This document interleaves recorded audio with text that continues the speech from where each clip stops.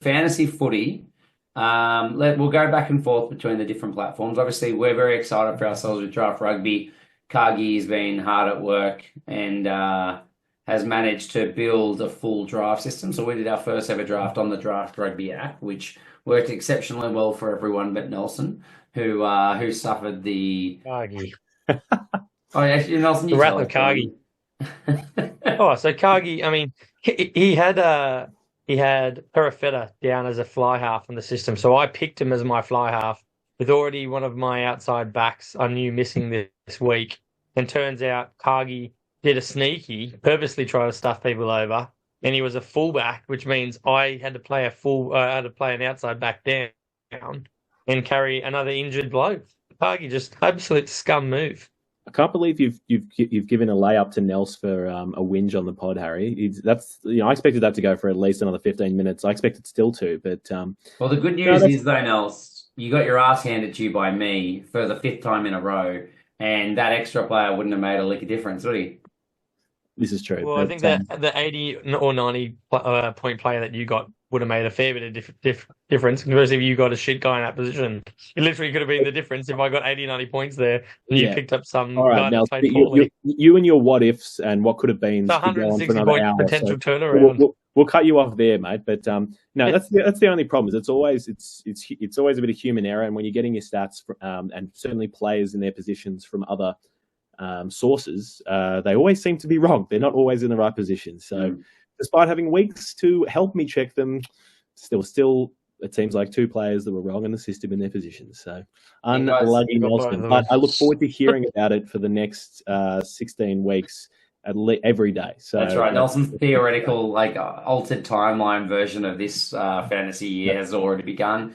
Cargie, I just want to shout out. We shouldn't spend. He does the multiverse of all the different things it could have been. I have a daily reminder set every day. The point here is it was really exciting to draft on our own platform, and everyone really got around it. Was really excited about it. So now we're slowly replacing parts of our spreadsheet game we played over the years with now features in the app. So hoping this week to come up to our trade night and to be able to trade players out for free agents and whatnot. AKA Noah Hotham's going to have to go. Whoever else has been injured, things like that. So really excited about that with the platform, and we'll keep everyone tuned, and we'll try and post more content, more photos and videos about how it all works and how it's going.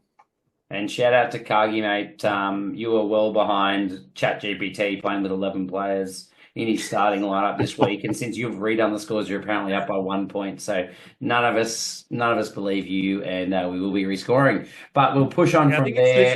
Fantasy Rugby obviously started for the very first time, which is backed by Super Rugby, which has been fantastic. Nelson doesn't know how it works, so it's a huge fail from him. Cargie built his team about 9 months ago when he first heard about it by basically putting it in the back, going through the back end of the website. So he didn't stuff it up. It only came out 2 weeks ago, but the day it came out, I did it, and then I just haven't touched it since then. And there was just so many changes. I actually went hard. I was pretty happy. I think I got a respectable 661 points, so I was pretty happy with that. I think my pick of the year was Tian Tai Tuilima as a prop. Thought that was a fantastic pick-up on their platform. We're speaking about one of the top being wrong. He was one of the top 2 scoring props as well, I'm pretty sure. Yeah, 41 points, mate. He's a great prop. He is. I had him in my team that didn't get picked, so somehow that was perfect. It's funny. I talk about all the stats providers and getting not updating players' positions and things and teams and things like that.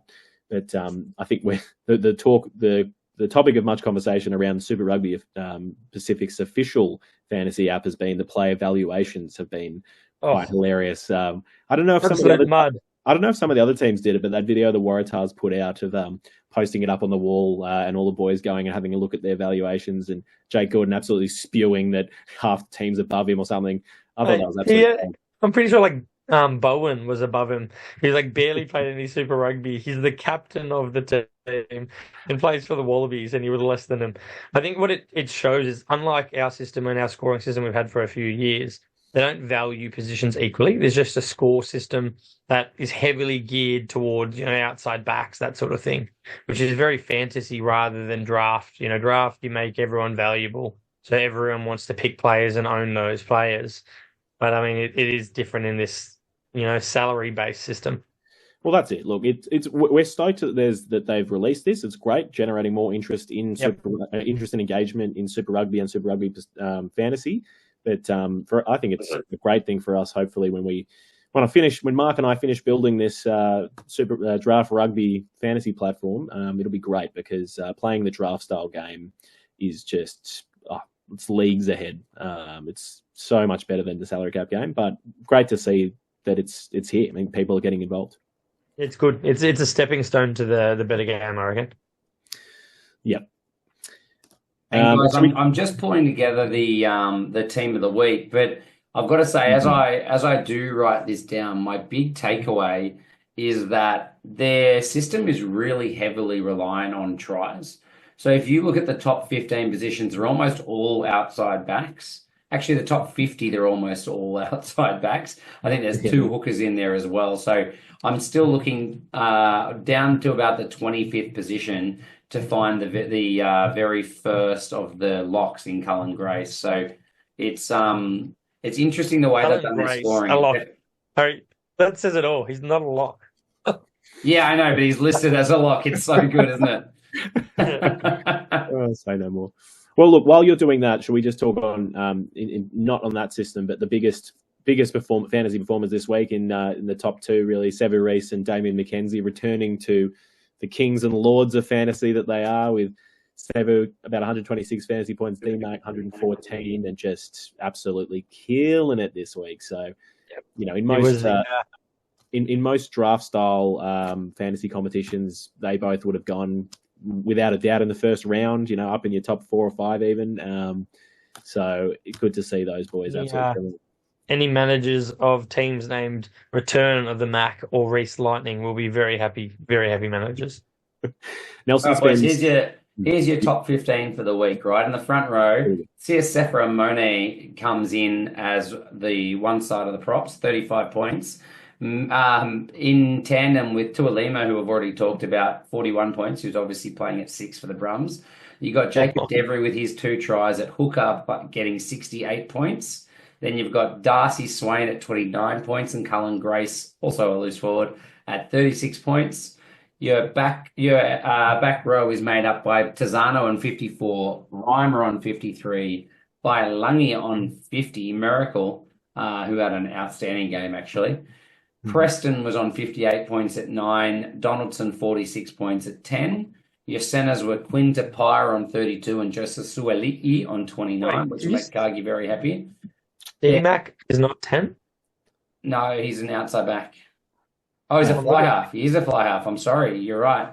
D-Mac is definitely at 10 in that case, which Donaldson gets punted, which then changes your outside backs to be Sevu Reece on 91, Caleb Tangatau on 83, and Kyron Tamofalau on 80. Huge. How good. So I guess the takeaway here, boys, is obviously just like spend all your cash on outside backs. Yeah, it definitely is the takeaway. But I mean, all the other positions aren't worth very much in this game anyway. When you look at some of those, the shout out to Big Marso, the actual top point scoring manager on that system with a total score of 889. His scoring seems to be far less than ours, and he's still got 3 to 4 times the score of Cargie, who wins the matchup with the worst score ever. Did he use there's a triple captain boosters and things like that? He did triple D-Mac. That's literally almost half his points. Yeah, that makes sense. So, yeah, very nice. So that's our fantasy wrap for the week. Basically, Nelson 5 in a row losses and some other stats.